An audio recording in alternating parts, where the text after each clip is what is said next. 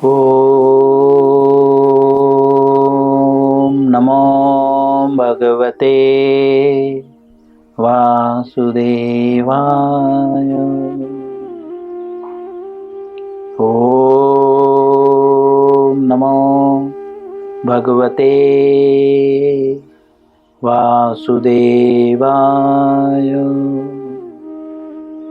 ॐ नमो भगवते वासुदेवाय।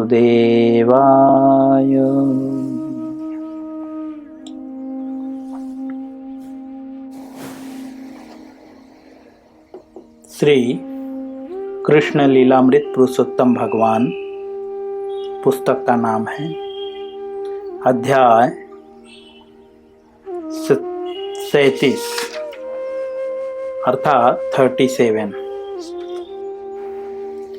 Page number 274, paragraph 2। जैसा कि हमने पहले पैराग्राफ में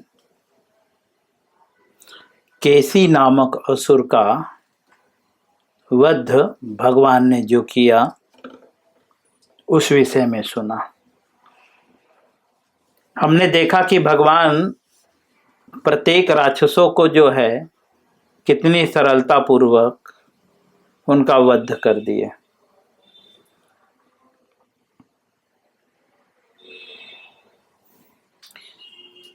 श्रील प्रभुपाद जी ये सारी लीलाओं को बस हमें इसलिए बता रहे हैं कि भगवान कृष्ण ही परम है, बाकी कोई इस तरह नहीं कर पाता, उसके लिए संभव नहीं है। लेकिन भगवान ऐसे बड़े बड़े असुरों का वध किए, जैसा कि हमने पिछले पैराग्राफ में पढ़ा इस अध्याय के, कि जो केसी नामक असुर था, इससे जो है पूरा जगत भयभीत होता था, उसके सिर्फ हिनहिनाहट से, बाकी दूर की बात है। ऐसे भी असुर को भगवान ने 2 मिनट में जो है सुला दिया, है ना। मारा भी नहीं, बस मुंह में हाथ डाल दिया, इतने में ही उसके प्राण पखेरु उड़ गए और वो कुछ भी नहीं कर पाया। इससे भगवान सिखाना चाहते हैं कि जो स्वयं को भगवान बोलता है वो तो इतने बड़े बड़े असुर को तो छोड़ दीजिए, जो छोटे छोटे असुर हैं, जो आता ताई हैं, आजकल तरह से कह सकते हैं आतंकवादी या जो भी, वे तो खुद को ही नहीं बचा पाते। कुछ लोग भगवान जैसे कुछ दिन पहले कोई एक संत पकड़ गए, उनके कथा में बहुत हमला कुछ तो हुआ, बाद में छानबीन हुआ तो फिर कुछ अलग ही निकला। ऐसे बहुत सारे लोग हैं जो स्वयं को, कुछ लोग उनको भगवान मानते थे, तो जो वो तो खुद को ही नहीं बचा पा रहे हैं, दूसरे को बचाने की बात छोड़िए। तो ये सारी कहानियों से भगवान प्रभुपाद जी बस एक चीज साबित करना चाहते हैं कि ईश्वर जो कौन है, बोलते हैं परम कृष्ण। जैसा कि हम पढ़ रहे थे, जब केसी नामक असुर का वध हुआ, सारे देवता चकित हुए, लेकिन बाद में उन्हें हर्ष हुआ, वह अत्यंत जो है खुशी हुई, और इसलिए उन्होंने भगवान पे आनंदित होकर पुष्पों की वर्षा की। जैसे हम किसी का वेलकम करते हैं, स्वागत करते हैं खुशी से हम। इसके अब हम दूसरे पैराग्राफ में पढ़ेंगे। इस घटना के पश्चात, किस घटना के? इस केसी नामक असुर का वध करने के पश्चात यह जो घटना हुई, इस घटना के पश्चात भक्त शिरोमणि श्री नारद मुनि श्री कृष्ण से एकांत स्थान पर भेंट करने आए। इस घटना के पश्चात जो है भक्त शिरोमणि, प्रभुपाद जी यहाँ पे शिरोमणि शब्द कहते हैं। भक्त शिरोमणि मतलब भक्तों के जो शिरोमणि हैं। मणि मतलब आप जानते हैं ना, एक तरह के पत्थर होता है जिसे मणि कहते हैं, जैसे नागमणि। ठीक है, तो ऐसा मणि जिसको शीश पे धारण करने योग्य है।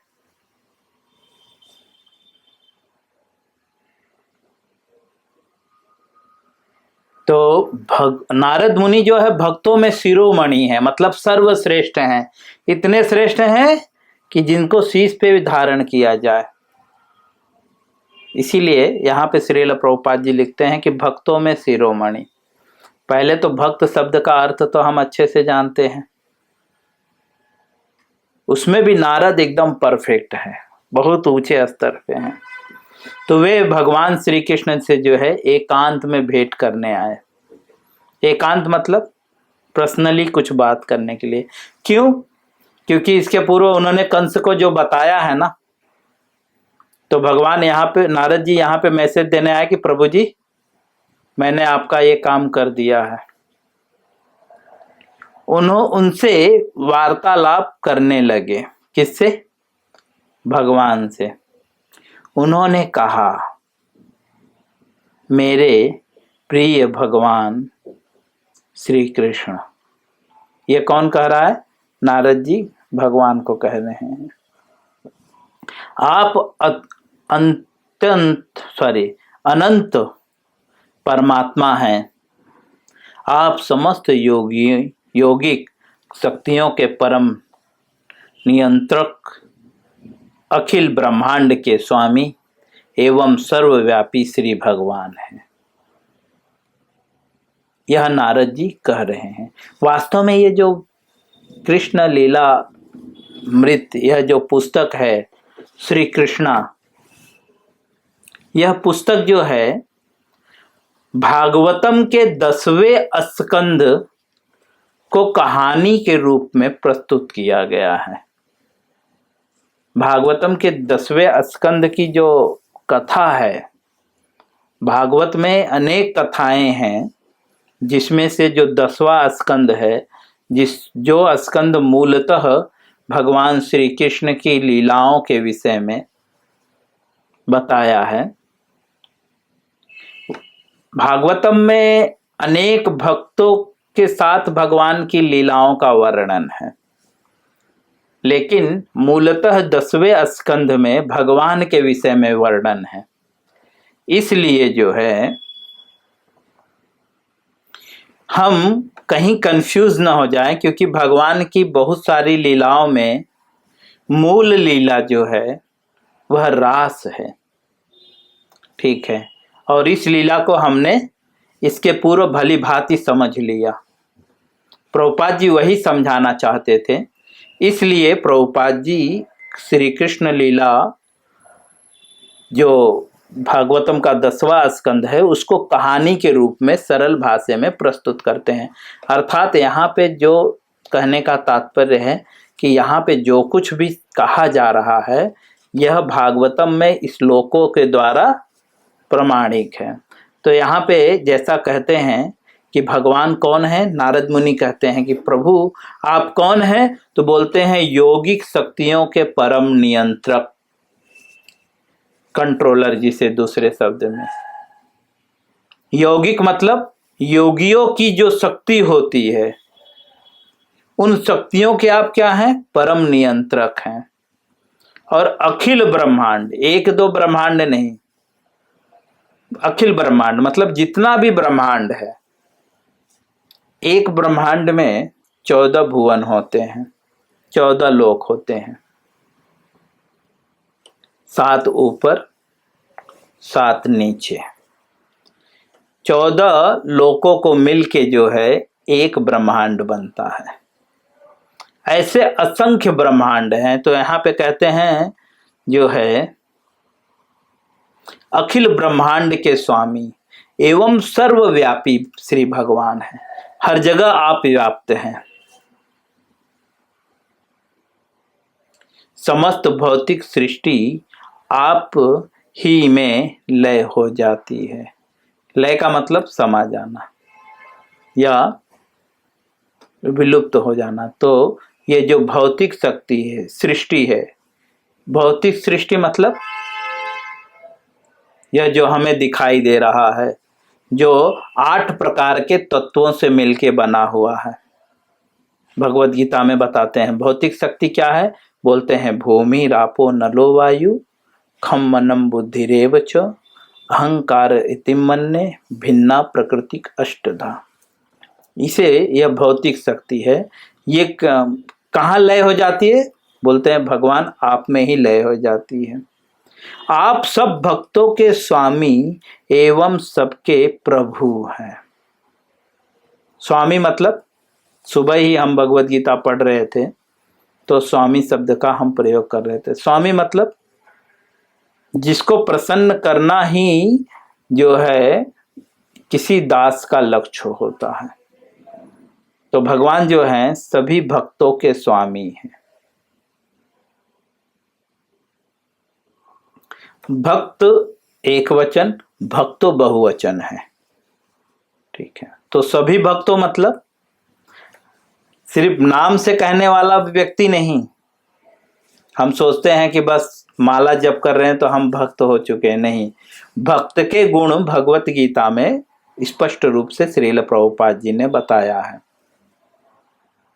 वैसे भगवत गीता के 6वें अध्याय के अंतिम श्लोक में श्रील प्रभुपाद जी जो है तात्पर्य में गोपाल तापनी उपनिषद का श्लोक कोड करते हुए कहते हैं कि भक्त का क्या अर्थ है।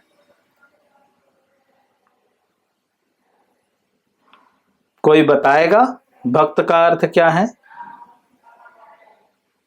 एक व्यक्ति बोलेगा इमीडिएटली। भक्त वो होता है प्रभु जो सारी केशव सारी क्रियाओं को भगवान को समर्पित कर देता है। भगवत गीता के 6वें अध्याय के अंतिम श्लोक 47 नंबर श्लोक के तात्पर्य में श्रील प्रभुपाद जी गोपाल तापनी उपनिषद का जो है श्लोक कोड करते हैं। गोपाल तापनी उपनिषद पहला अध्याय 5वां श्लोक। भक्त का अर्थ है कि इस जीवन में या अगले जीवन में भौतिक लाभ की इच्छा से रहित होकर भगवान की प्रसन्नता के लिए कर्म करना। वहां पे इस तरह बताया गया है।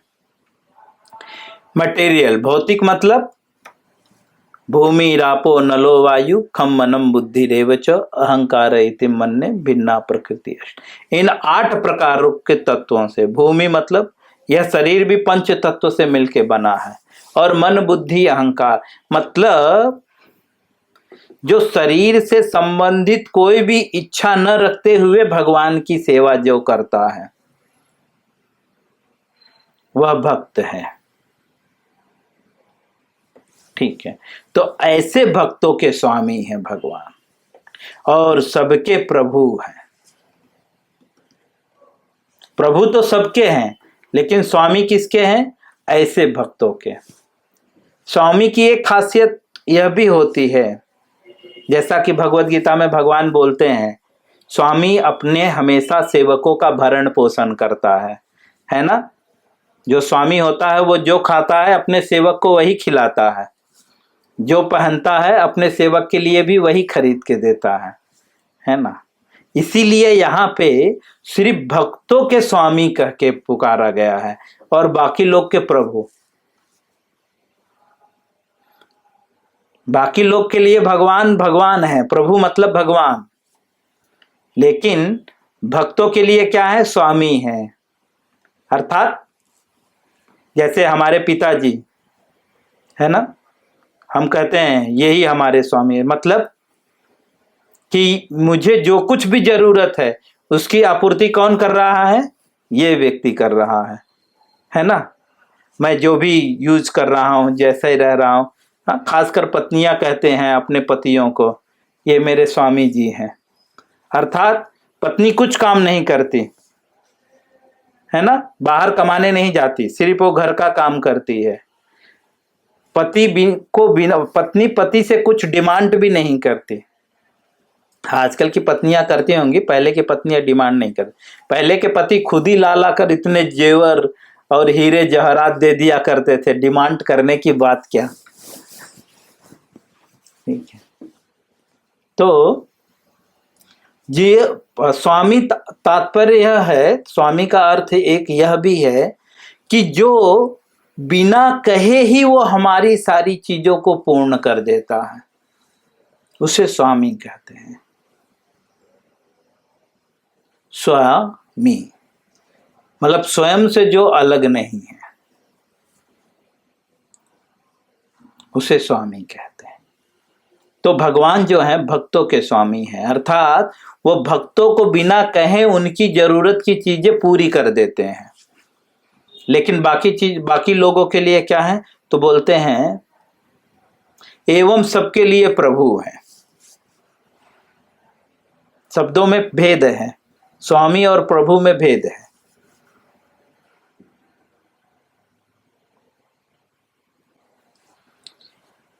आगे लिखते हैं, मेरे प्रिय भगवान,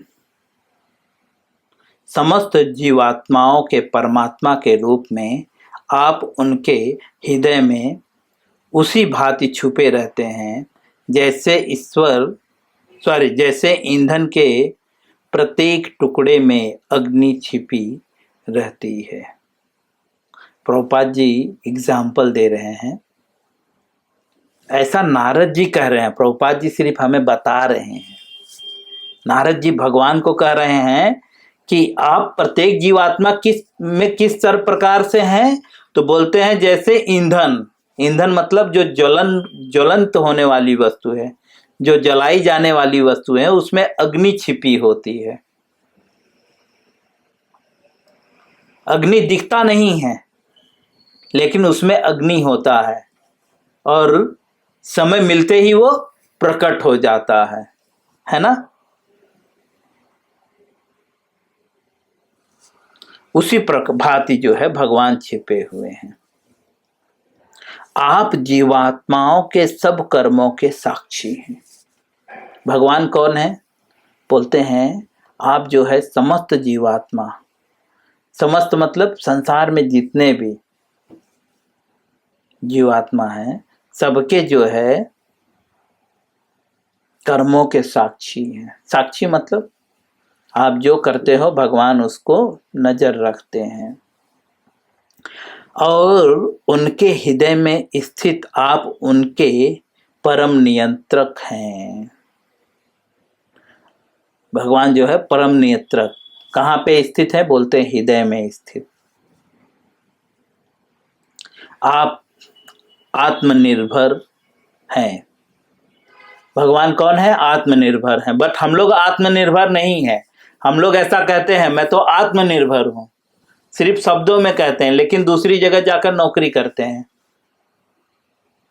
लेकिन भगवान कौन है? आत्मनिर्भर, अर्थात उन्हें कुछ करने की जरूरत नहीं पड़ती, बिना किए ही सब हो जाता है। सिर्फ इच्छा मात्र से भगवान सब कुछ कर लेते हैं।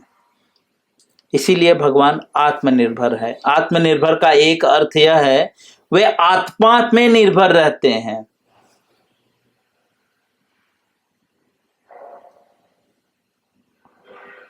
सृष्टि के पूर्व भी आप स्थित थे और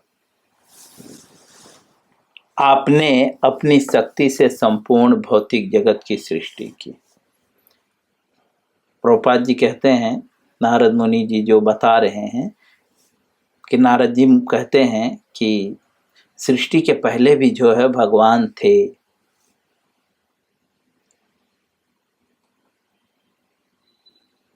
सृष्टि का तात्पर्य सिर्फ ये मटेरियल वर्ल्ड है, material world like this jail.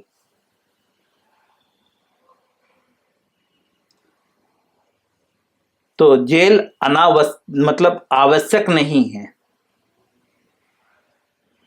लेकिन जीवों को सुधारने के लिए ये बनाया गया है।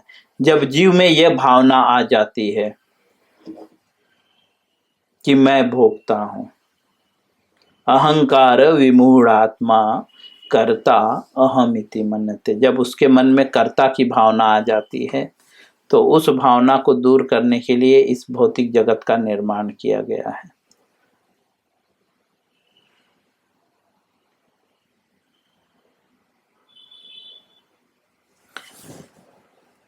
भगवान जो है इस भौतिक जगत के जो है संपूर्ण भौतिक जगत की सृष्टि की है उन्होंने। आपकी पूर्ण योजना के अनुसार प्रकृति के गुणों की क्रिया प्रतिक्रिया के द्वारा इस भौतिक जगत की सृष्टि हुई है। प्रभुपाद जी कहते हैं, नारद जी कह रहे हैं कि आपकी जो है पूर्ण योजना के अनुसार, मतलब ये संसार जैसे भी काम कर रहा है ना, ये ऑलरेडी योजना बनाई गई है, उसके अनुसार प्रकृति जो है वह कार्य कर रही है। पूर्ण योजना के अनुसार जो है यह क्रिया और प्रतिक्रिया करती है। यद्यपि एक लाइन छोड़ा, आप ही के द्वारा इसका पालन होता है और आप ही के द्वारा नाश होता है। यद्यपि आप इन सब गतिविधियों से अप्रभावित रहते हैं। भगवान कौन है? जो पालन और नाश दोनों पे प्रभावित नहीं होते, क्योंकि उन्हीं की इच्छा से इस संसार का पालन होता है और इस संसार का नाश होता है, लेकिन भगवान प्रभावित नहीं होते। आजकल के जो स्वयं को तथाकथित भगवान कहते हैं, वे छोटी छोटी घटनाओं से प्रभावित होने लगते हैं। क्यों? क्योंकि वे भगवान नहीं है। लेकिन जो वास्तव में भगवान है वे छोटी छोटी मतलब कोई भी गतिविधियों से प्रभावित नहीं होते। क्यों? क्योंकि वे ही उन्हीं के द्वारा, उन्हीं के योजना के अनुसार जो है प्रकृति कार्य करती है।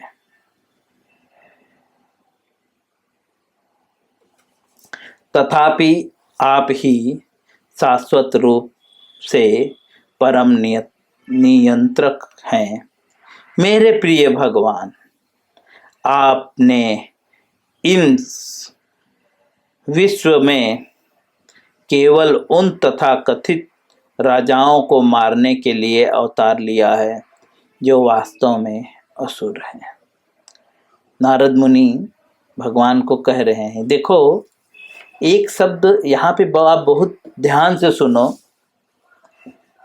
हम नारद मुनि भगवान के साथ इतने शुद्ध भक्त होने के बाद भी बार बार कितना रिस्पेक्ट से बोल रहे हैं, मेरे प्रिय भगवान, मेरे प्रिय भगवान, मेरे प्रिय भगवान। कितनी बार यह शब्द प्रयोग किया उन्होंने।